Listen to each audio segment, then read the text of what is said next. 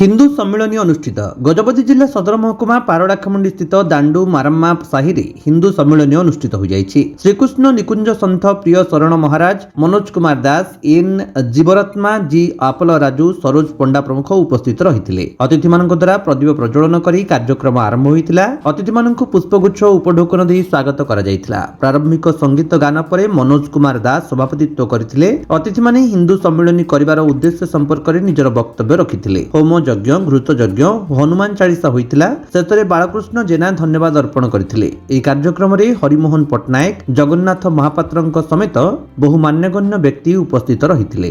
आज्ञा आपन परिचय जय जगन्नाथ। मो नाम मनोज दास। मो एही आज जो हिंदू सम्मेलन होची तार सभापतित्व करूची। कौन कहबे जो आज हिंदू सम्मेलन होची कोन कोन कार्यक्रम हाथ निया जायछि तापर कोन कहबे? आज्ञा एटा होची सारा भारत रे एही कार्यक्रम चलची। सारा भारत रे जो हिंदू मानक समस्त सनातन हिंदू को जगेवा सहित हमर जो वसुदैव कुटुंबकम हमर लक्ष्य अछि सबु समस्त पृथ्वीर समस्त को आम निज परिवार बोली मानिचु। से भावनाटा लोक मध्य से आने चेष्टा करछु। ता सहित लोके जे भाबुचंदी छोट बड़ जाति किंबा जाति रे भाषा रे किंबा वर्ण रे निजको अलगा बोली भाबुचंदी। पूर्वर मध्य आम ए जिंस नथिला।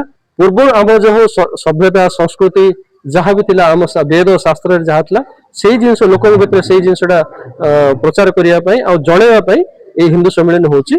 आमे जेमिति चारिटा दिग जेमिति पूर्व पश्चिम उत्तर दक्षिण से प्रति आमे ब्राह्मण क्षत्रिय वैश्य शूद्र एक होइके ए समाज रे के छोट के बड़ नै कर्म अनुसार विभाजित होईची जाति वर्ण सेही जिंसटा लोक भीतर कहियागु ए कार्यक्रम होईची। सेटा गजपति रेणुबाला बेहेरा रिपोर्ट विश्व विजयी न्यूज ओडिशा।